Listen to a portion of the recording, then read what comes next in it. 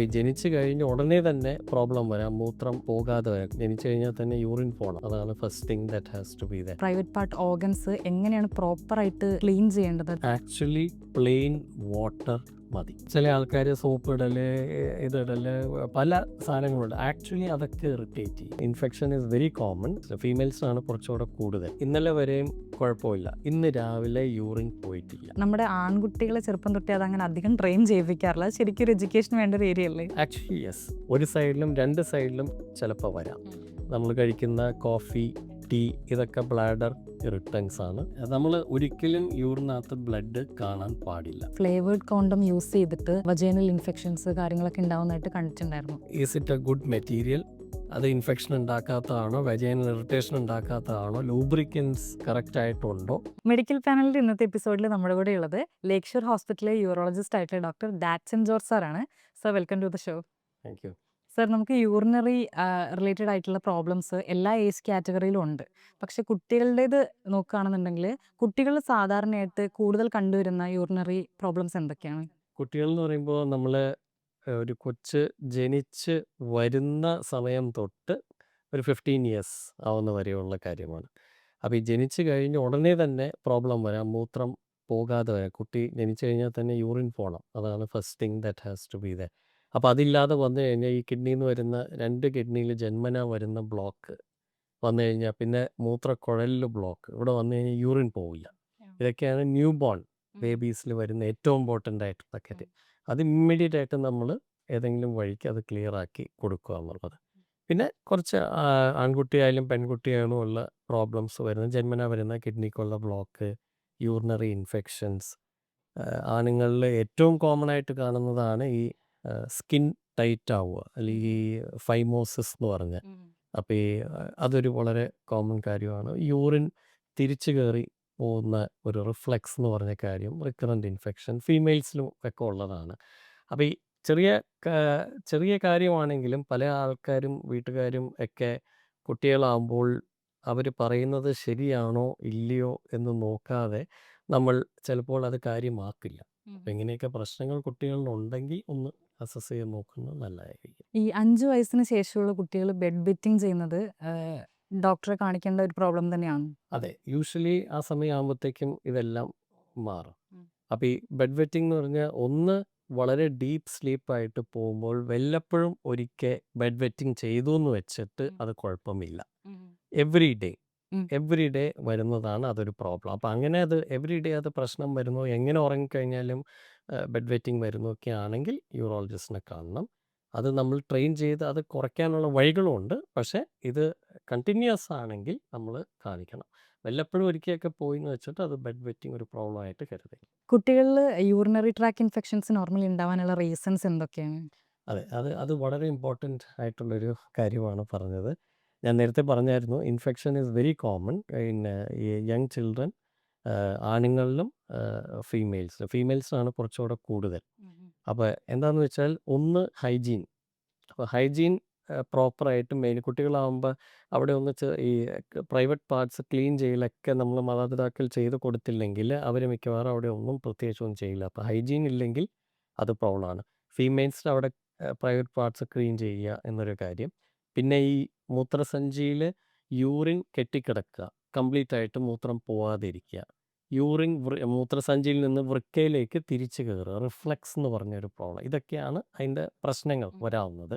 ആണുങ്ങളിൽ ഏറ്റവും കോമൺ ആയിട്ട് കാണുന്നതാണ് ഞാൻ നേരത്തെ പറഞ്ഞ ഫൈമോസിസ് എന്ന് പറഞ്ഞ സ്കിൻ ടൈറ്റ് ആകുമ്പോൾ ഈ സ്കിൻ പുറകിയിട്ട് വലിച്ച് നമ്മൾ അത് ക്ലീൻ ചെയ്ത്, കുട്ടികളാകുമ്പോൾ തന്നെ ചെയ്യില്ല, പെയിനായിട്ട് അവർ തുടത്തുപോയി. അപ്പോൾ മാതാപിതാക്കൾ ആ സ്കിൻ, ആണുങ്ങളുടെ പിന്നീസിൻ്റെ സ്കിൻ പുറകിയിട്ട് മാറ്റി ക്ലീൻ ചെയ്ത് കൊടുക്കുക. അവിടെ അത് അടിഞ്ഞു കൂടിയാൽ റിക്കറൻറ്റ് ഇൻഫെക്ഷൻ വരാം. പിന്നെ ഈ നേരത്തെ പറഞ്ഞ കാര്യങ്ങൾ, കിഡ്നിക്ക് പ്രോബ്ലം ഉണ്ടോ, ട്യൂബിനോ വേറെ എന്തെങ്കിലുമൊക്കെ ഉണ്ടോ എന്നുള്ള കൺജനിറ്റൽ ആയിട്ടുള്ള ഇത് നോക്കുക. ഒരു സാധാ യൂറിനറി ഇൻഫെക്ഷനും വരാം. വെള്ളം കൂടി കുറവായിരിക്കും. കുട്ടികളാകുമ്പോൾ സ്ഥിരം കളിക്കുകയും പുറത്തു പോകും, വെയിലത്ത് പോകും, എല്ലാം പോകും. മെയിൻ തിങ് അവർ വെള്ളം കുടിക്കില്ല, ഫ്ലൂയിഡ്സ് കുടിക്കില്ല. ഇത് മതി കോൺസെൻട്രേറ്റഡ് യൂറിൻ വരാനായിട്ട്. അത് ക്യാൻ ക്രിയേറ്റ് ഇൻഫെക്ഷൻ. അപ്പോൾ ഇൻഫെക്ഷൻ വന്നാൽ അത് ട്രീറ്റ് ചെയ്യണം. ഹൈജീൻ്റെ കാര്യം പറയുമ്പം ശരിക്കും ഈ ഒരു പ്രൈവറ്റ് പാർട്ട് ഓർഗൻസ് എങ്ങനെയാണ് പ്രോപ്പറായിട്ട് ക്ലീൻ ചെയ്യേണ്ടത്? അതായത് കെമിക്കൽ വാഷ് ചെയ്യാൻ പാടില്ല എന്നിങ്ങനെ കേട്ടിട്ടുണ്ട്. അപ്പോൾ ശരിക്കും എങ്ങനെയാണ് പ്രോപ്പർ ആയിട്ടുള്ളൊരു ക്ലീനിങ്? ഇത് നമ്മൾ ആക്ച്വലി പ്ലെയിൻ വാട്ടർ മതി. ഓഹ്. Just plain water. അപ്പോൾ അത് ആണുങ്ങളിലായാലും ആ സ്കിൻ പുറകിയിട്ട് ഒന്ന് റിട്രാക്ട് ചെയ്ത് അവിടെ പ്ലെയിൻ വാട്ടർ ഇട്ട് ക്ലീൻ ചെയ്ത് ആ സ്കിൻ തിരിച്ചിട്ട് വെക്കുക. ഫീമെയിൽസിനാണെങ്കിലും നമ്മൾ ആ വജൈനൽ ഫോൾഡ്, ആ ഫോൾഡ് ഒന്ന് മാതാപിതാക്കൾ ഒന്ന് കുറച്ചൊന്ന് മാറ്റി ക്ലീൻ ചെയ്യണം. അപ്പോൾ ഈ ചില ആൾക്കാർ സോപ്പ് ഇടല്, ഇതിടല്, പല സാധനങ്ങളുണ്ട്. ആക്ച്വലി അതൊക്കെ ഇറിറ്റേറ്റ് ചെയ്യും. അപ്പോൾ ആക്ച്വലി പ്ലെയിൻ വാട്ടർ മതി. പിന്നെ ഇപ്പം എന്തെങ്കിലും ഒരു ഫംഗൽ ഇൻഫെക്ഷനോ അങ്ങനെ എന്തെങ്കിലുമൊക്കെ ഉണ്ടെങ്കിൽ അതിനനുസരിച്ചുള്ള മെഡിക്കേഷൻ വേണമെങ്കിൽ യൂസ് ചെയ്യാം. ഒരു ചെറിയ രീതിയിൽ മൈൽഡ് സോപ്പ് ഉം. ഒന്ന് ചെറിയ രീതിയിൽ ഇടയ്ക്കൊന്ന് യൂസ് ചെയ്യുന്നതിൽ കുഴപ്പമില്ല. അല്ലെങ്കിൽ it has to be cleaned every day. എല്ലാ ദിവസവും കുളിപ്പിക്കുമ്പോൾ അത് ശ്രദ്ധിച്ച് ഈ ഏരിയ ക്ലീൻ ചെയ്യണം. അല്ലെങ്കിൽ ശരിക്കും അവർ ഒന്ന് ഓടിച്ചൊന്ന് കുളിപ്പിക്കാൻ മുകളിലും താഴെയൊക്കെ കാലും കഴുകി അങ്ങ് വിടും. ഇവിടെ മാത്രം പ്രോപ്പറായിട്ട് ക്ലീൻ ചെയ്യണം. അത് ശരിക്കും പ്ലെയിൻ വാട്ടർ മതി. പെൺകുട്ടികളോട് എവരി യൂറിനേഷൻ കഴിയുന്നതിന് ശേഷവും വജൈനൽ പാർട്ട് വാട്ടർ വാഷ് ചെയ്യണമെന്ന് പറയും. പക്ഷെ നമ്മുടെ ആൺകുട്ടികളെ ചെറുപ്പം തൊട്ടേ അതങ്ങനെ അധികം ട്രെയിൻ ചെയ്യിപ്പിക്കാറില്ല. അത് ശരിക്കും ഒരു എഡ്യൂക്കേഷൻ വേണ്ട ഒരു ഏരിയ അല്ലേ? Actually yes. അപ്പോൾ ദ ഓൺലി തിങ് ഈസ് അത് ഈ ആണുങ്ങൾ എന്താണെന്ന് പറഞ്ഞാൽ ഈ സ്കിന്നാണ്. ഈ സ്കിൻ ടൈറ്റായിട്ട് ഇപ്പോൾ പുറകിയിട്ട് ഇപ്പോൾ സർക്കംസിഷൻ ജനിച്ച് തന്നെ ചെയ്യുന്ന കുട്ടികളിൽ ഈ പ്രശ്നം കാര്യമായിട്ടില്ല. അത് നമ്മൾ മൂത്രം ഒഴിച്ചിട്ട് അവരൊന്ന് ക്ലീൻ ചെയ്തില്ലെങ്കിൽ ഇറ്റ് വിൽ ബി ഡ്രൈ. അപ്പോൾ ഈ അല്ലാത്തവർക്ക് ഈ സ്കിൻ മാറ്റി അല്ലെങ്കിൽ സ്കിൻ ടൈറ്റാണ്, ഇതിനകത്ത് യൂറിൻ്റെ ഡ്രോപ്സ് കിടക്കും. അപ്പോൾ ശരിക്കും പറഞ്ഞാൽ അത് പറഞ്ഞു കൊടുക്കണം. പിന്നെ ഈ സ്കൂളിലും എല്ലായിടത്തും കളിക്കാനൊക്കെ പോകുമ്പോൾ യൂറിൻ പാസ് ചെയ്യുമ്പോൾ വളരെ ഡിഫിക്കൽട്ടാണ് അവരത് നോക്കാനായിട്ട്. അപ്പം കുട്ടികളോട് പറഞ്ഞു കൊടുക്കുക, പറ്റുന്ന പോലെ ക്ലീൻ ചെയ്യുക. ശരി, എന്നാൽ ഒരു ദിവസം പോയി അന്ന് ആ കുളിപ്പിക്കണ ടൈമിൽ പാരൻസ് ശ്രദ്ധിച്ച് അത് ക്ലീൻ ചെയ്താൽ that is enough. But every day അത് ചെയ്യണം. ഡോക്ടർ, ഈ സർക്കംസൈസ് ചെയ്യുന്നത് ശരിക്കും ബയോളജിക്കലി നല്ലതാണോ? ഡെഫിനറ്റ്ലി. ഈ പിന്നെ ഒരു സർക്കംസിഷൻ എപ്പോഴും നല്ലതാണെന്നേ പറയുള്ളൂ. പക്ഷേ ദൈവം ആണുങ്ങൾക്ക് ഒരു സ്കിൻ പെനിസിൻ്റെ അവിടെ തന്നിട്ടുണ്ട്. അപ്പോൾ ദാറ്റ് മീൻസ് അതിനൊരു ഫങ്ഷൻ ഉണ്ട്. അപ്പോൾ ഈ ഫങ്ഷൻ എന്താണെന്ന് വെച്ചാൽ ഈ സ്കിൻ വരുമ്പോൾ ഈ സെൻസേഷൻ ഈ ഇപ്പോൾ കുട്ടികളായിരിക്കുമ്പോഴല്ല, അവരുടെ അഡൾട്ട് ലൈഫിലേക്ക് കയറുമ്പോൾ അല്ലെങ്കിൽ മറ്റേ വലുതാവുമ്പോൾ അവരൊരു സെക്ഷലി ആക്റ്റീവ് മെയിലാവുമ്പോൾ ആ സെൻസേഷൻ പ്രൊട്ടക്റ്റ് ചെയ്യാൻ വേണ്ടിയിട്ടാണ് ഈ സ്കിൻ അവിടെ വരുന്നത്. പിനൈൽ ഹെഡിലുള്ള സെൻസേഷൻ പ്രൊട്ടക്റ്റ് ചെയ്യാനായിട്ട്. പക്ഷേ ചെറുപ്പം മുതലേ ഈ സ്കിൻ ഒട്ടിയാണ് ഇരിക്കുന്നത്. അപ്പോൾ അത് എവറി ഡേ റിട്രാക്ട് ചെയ്യുക, പതുക്കെ പതുക്കെ അതിൻ്റെ പെനിസ് ഹെഡിൻ്റെ പുറകിൽ വന്നതിരിക്കും. അപ്പോൾ ചില ആൾക്കാരും അല്ലെങ്കിൽ ഇതും പുറകിട്ട് പോവാതെയൊക്കെ ടൈറ്റായിട്ട് ഇരിക്കുമ്പോൾ നമുക്ക് എന്താണെന്ന് വെച്ചാൽ അതിൻ്റെ അടിയിൽ സ്മെഗ്മ എന്ന് പറഞ്ഞൊരു സാധനം വെള്ള കളറിൽ വന്ന് അടിഞ്ഞു കൂടും. അത് ഇൻഫെക്ഷൻ ഒക്കെ കൂടി വരാവുന്നതാണ്. അപ്പോഴാണ് ഈ സർക്കംസിഷൻ ചെയ്യുമ്പോൾ ഈ ഭാവിയിലേക്ക് ഈ വക പ്രശ്നങ്ങളൊന്നും ഇല്ല. അപ്പോൾ ഒൺലി തിങ് സർക്കംസിഷൻ ചെയ്യുമ്പോൾ വരുന്നത് എന്താണെന്ന് വെച്ചാൽ ആ പെനിസിൻ്റെ സെൻസേഷൻ ഒരിച്ചിരി കുറവ് വരാം. അതാണ് സ്കിൻ അതിൻ്റെ മുകളിലിരിക്കുന്നത്, അതുകൊണ്ടാണ്. അപ്പോൾ സ്കിൻ ശരിക്കും പുറകിട്ട് പോവും മുമ്പിലേക്ക് വരുമൊക്കെ ആണെങ്കിൽ അതിന് ഹെഡിന് ഒരു ചെറിയ പ്രൊട്ടക്ഷൻ പോലെയാണ് ഈ സ്കിൻ ഇരിക്കുന്നത്.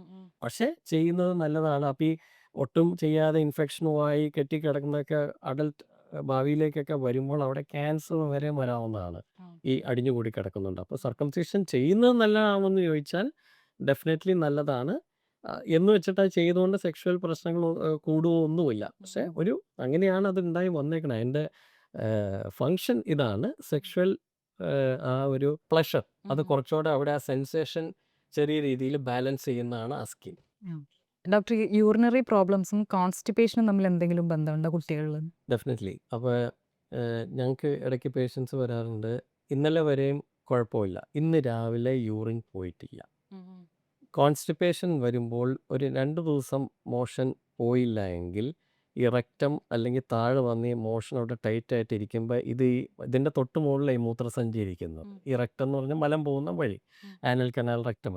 അവിടെ വന്ന് അടഞ്ഞിരിക്കുമ്പോൾ ഇത് മൂത്രസഞ്ചിനെ പുഷ് ചെയ്യും.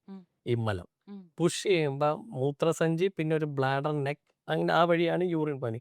ഇത് പുഷ് ചെയ്യുമ്പോൾ അവിടെ നിന്ന് ടൈറ്റായിട്ട് വരും, യൂറിൻ പുറത്തേക്ക് പോകാൻ ഡിഫിക്കൽട്ടി. അപ്പോൾ കോൺസ്റ്റിപ്പേഷൻ കുട്ടികളിൽ മാത്രമല്ല വലിയ ആൾക്കാരിലും എല്ലാവർക്കും കോൺസ്റ്റിപ്പേഷൻ വന്നു കഴിഞ്ഞാൽ യൂറിൻ പോകാൻ ഡിഫിക്കൽട്ടി വരും. അപ്പോൾ ചില ആൾക്കാർക്ക് യൂറിൻ ഒട്ടും പോവാതെ ട്യൂബ് ഇടേണ്ട സിറ്റുവേഷൻ വന്നിട്ടുണ്ട്. കുട്ടികളിലും വന്നിട്ടുണ്ട്. അപ്പോൾ ഇവർക്ക് എന്താ ഒരു പ്രശ്നം എന്ന് നമുക്ക് മനസ്സിലാവില്ല. വേറെ അൾട്രാസൗണ്ടിനും കുഴപ്പമില്ല, എങ്ങും കുഴപ്പമില്ല. എന്നാൽ 2 ദിവസമായിട്ട് ഈ മോഷൻ പോയിട്ടുണ്ടാവും. അപ്പോൾ കോൺസ്റ്റിപ്പേഷൻ വന്ന് തുടങ്ങിയാൽ അത് എത്രയും പെട്ടെന്ന് റിലീവ് ചെയ്യണം. അത് ദാറ്റ് ബ്ലാഡർ ഫങ്ഷനും യൂറിൻ ഫ്ലോയും കൂട്ടാൻ എപ്പോഴും നല്ലതാണ്.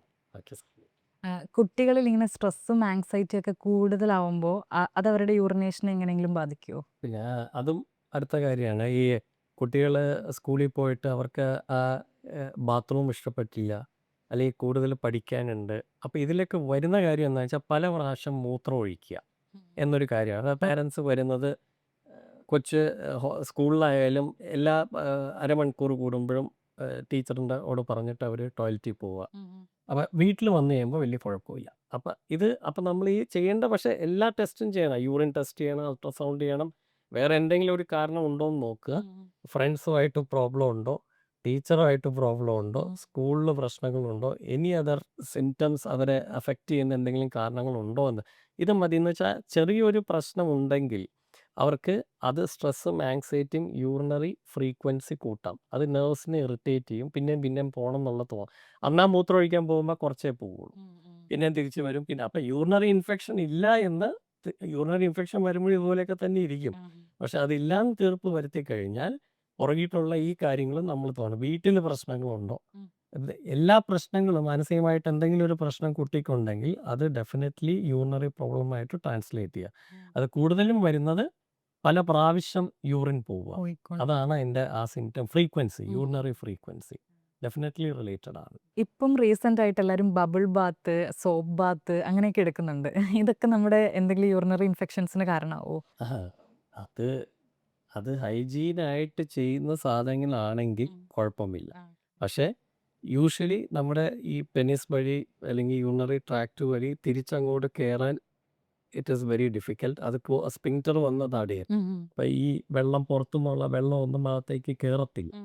അതിന് കൺട്രോൾ ചെയ്യുന്ന പുറത്തേക്ക് പോകാനും അകത്തുനിന്ന് പുറത്തേക്ക് കൊണ്ട് 2 വാൽവ് പോലത്തെ സംഗതി. ഒരിക്കലും അകത്തേക്ക് യൂറിൻ അല്ലെങ്കിൽ അതൊന്നും പോയി. ബട്ട് ഈ പറഞ്ഞ പോലെ ഇഫ് ആ വാട്ടർ ഇൻഫെക്റ്റഡ് ആണ്, അല്ലെങ്കിൽ ഈ പറഞ്ഞ യൂസ് ചെയ്യുന്ന ഇൻഗ്രീഡിയൻസിൽ പ്രശ്നം വന്നാൽ അത് ദാറ്റ് ക്യാൻ അഫക്റ്റ്. ചിലപ്പോൾ ചെറിയ രീതിയിൽ നമ്മൾ പ്രോപ്പറായിട്ട് വാഷ് ചെയ്ത് കളഞ്ഞില്ലെങ്കിലൊക്കെ ദാറ്റ് ക്യാൻ ഹാപ്പൻ. പക്ഷെ അതൊരു റെയർ പോസിബിലിറ്റിയാണ്. അതുകൊണ്ട് മാത്രം ഒരു വലിയൊരു ഇൻഫെക്ഷൻ വന്നതായിട്ട് അങ്ങനെ ഇല്ല. അതിപ്പോൾ അങ്ങനെ എന്തെങ്കിലും ചെയ്യുവാണെങ്കിൽ അത് കഴിഞ്ഞ് പ്രോപ്പറായിട്ട് ക്ലീൻ ചെയ്യുക എന്ന് മാത്രമേ ഉള്ളൂ. യൂഷ്വലി തിരിച്ചകത്തേക്ക് കയറാൻ ഇറ്റ് ഈസ്. പിന്നെ അതിൻ്റെ ഈ മൂത്രക്കുഴലിൻ്റെ മ്യൂക്കോസ ഉണ്ട്. മ്യൂക്കോസ എന്ന് വെച്ചാൽ അതിൻ്റെ അകത്തെ ലെയറാണ്.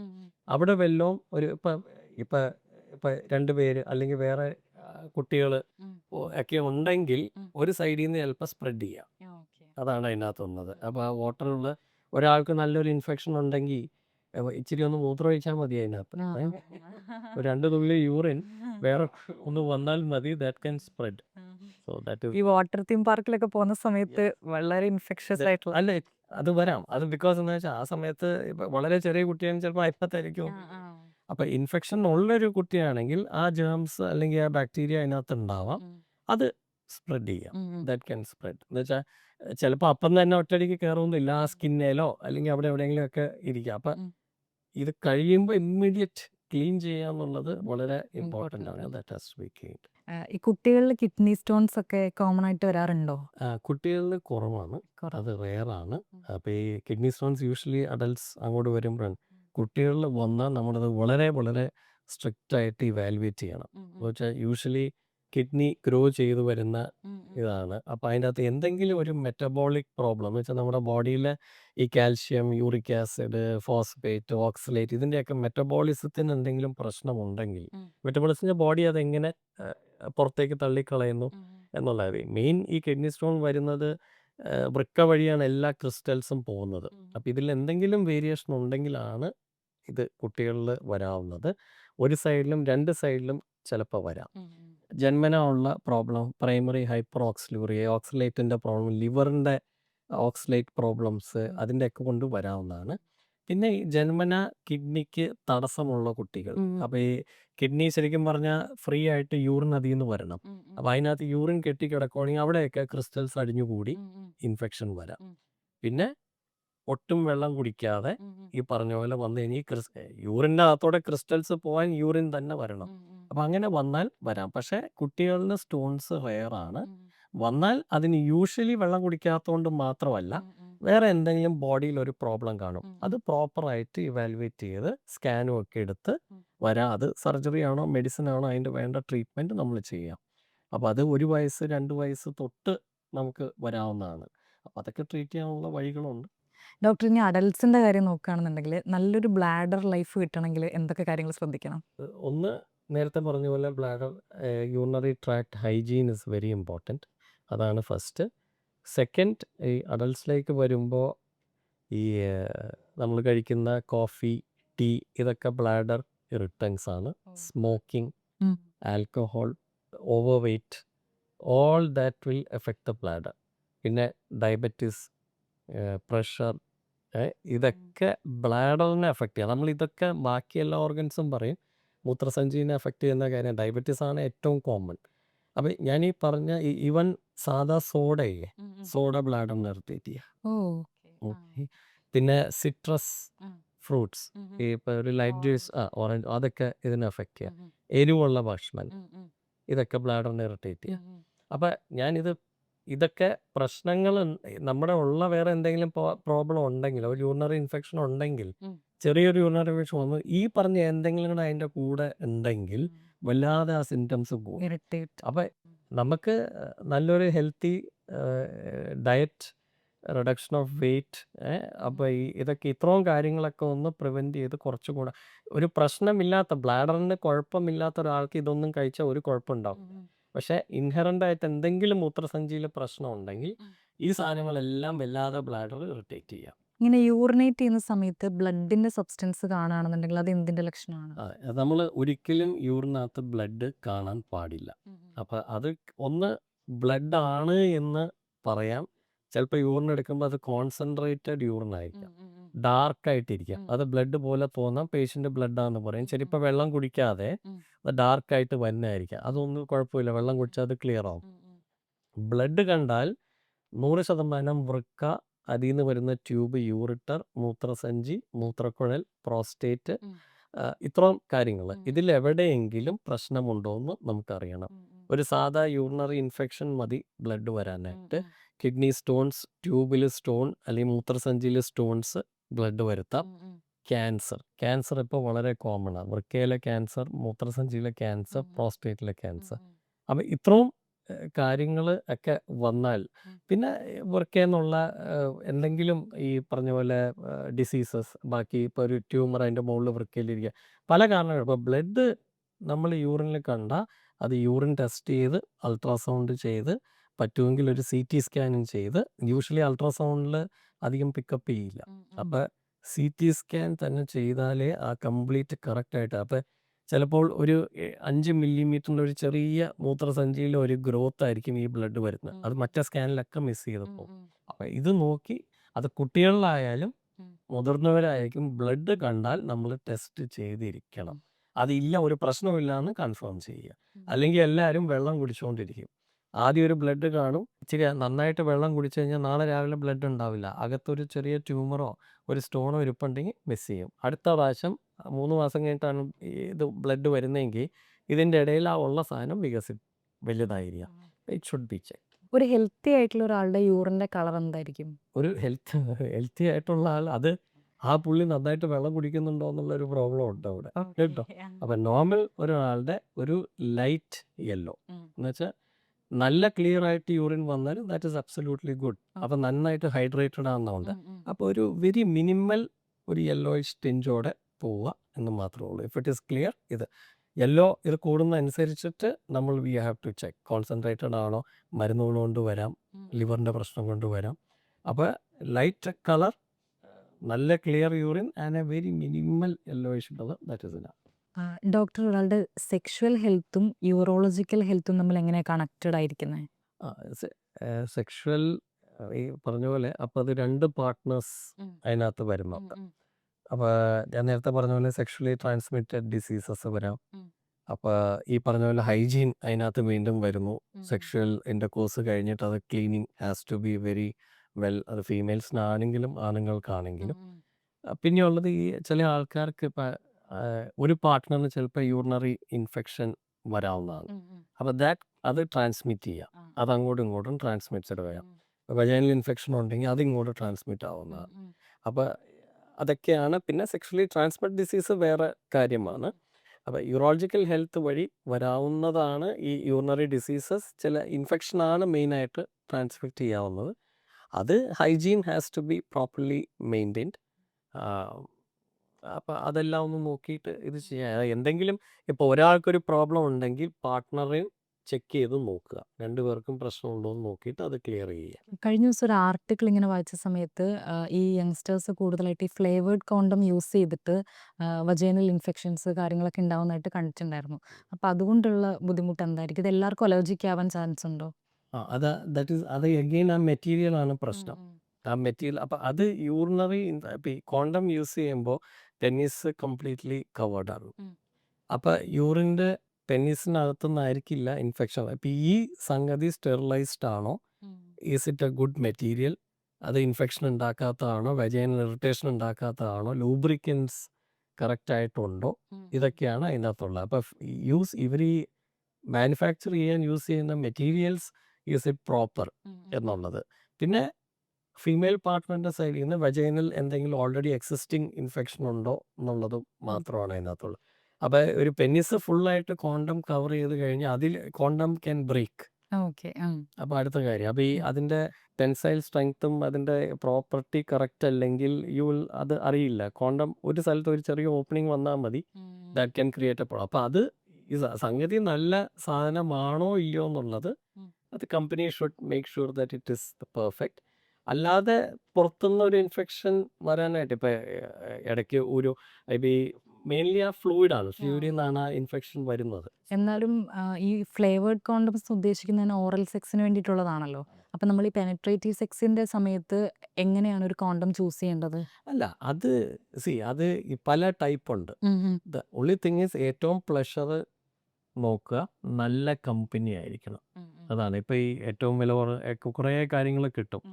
അപ്പോൾ ഇതിൽ ചിലത് ഇറ്റ് ക്യാൻ ബ്രേക്ക്. അപ്പോൾ അതാണ് അതിൻ്റെ അകത്തുള്ള അപ്പോൾ ഈ even to urinary infection, sexual transmitted disease എല്ലാം ഇത്. ഇപ്പോൾ ഓറൽ സെക്സിൽ അത് ഐ ഡോണ്ട് തിങ്ക് അത് വീണ്ടും പറയുന്നു, ആ പിനൈൽ ഇപ്പോൾ ഇഫ് കോണ്ടം പ്രോപ്പർലി പ്ലേസ്ഡ് അല്ല, പെനിസിനകത്ത് ഇൻഫെക്ഷൻ ഉണ്ടെങ്കിൽ ദാറ്റ് ക്യാൻ എഫക്റ്റ് മൗത്തിലൊക്കെ പ്രശ്നങ്ങൾ വരാവുന്നതാണ്. അപ്പോൾ മറ്റ് റീജിയനിൽ നോക്കേണ്ടത് നല്ല കമ്പനിയാണ്. ഇറ്റ് ഷുഡ് ബി പ്രോപ്പർലി, ഒരിക്കലും അതിൻ്റെ ട്രാക്ക് റെക്കോർഡ് പോവാത്ത കമ്പനിയാണെങ്കിൽ കുഴപ്പമില്ല. അല്ലെങ്കിൽ ഇതിപ്പോൾ 100 കണക്കിന് കമ്പനീസുണ്ട്. അപ്പോൾ അത് പൊട്ടിപ്പോയി കഴിഞ്ഞാൽ പിന്നെ നമുക്കൊന്നും ചെയ്യാൻ പറ്റില്ല അതിനകത്ത്. അതല്ലാതെ എനിക്ക് തോന്നുന്നു ഫ്ലേവേർഡ് എന്ന് പറയാം. പിന്നെ യൂസ് ചെയ്യുന്ന സബ്സ്റ്റൻസ്, അതിനകത്ത് ഉപയോഗിക്കുന്ന സബ്സ്റ്റൻസ് ആണ് അതിൻ്റെ അകത്തുള്ള കാര്യം. അല്ലാണ്ട് അത് വെറുതെ ഒരു ഓർഡിനറി ഇൻഫെക്ഷൻ സാധാരണ ഒരു കോണ്ടം ഉണ്ടാക്കില്ല. പിന്നെ if the condom doesn't have, അതിന് യൂഷ്വലി ഒരു ലൂബ്രിക്കൻ ലെയറും കൂടെ ഉണ്ടാവും. ലൂബ്രിക്കേഷൻ ഇല്ലെങ്കിൽ വജൈന ഡ്രൈ ആണെങ്കിൽ ആ ടൈമിൽ അതവിടെ സ്ക്രേപ്പ് ചെയ്യാം. സ്ക്രേപ്പ് ചെയ്ത് കഴിഞ്ഞാൽ വജൈനയുടെ സൈഡിലൊക്കെ പൊട്ടാം. അത് മതി പിന്നെയും അവിടെ ഇറിറ്റേറ്റ് ചെയ്ത് ഫംഗൽ ഇൻഫെക്ഷനും ഒക്കെ വരുത്താനായിട്ട്. അപ്പോൾ lubrication without condom is always important.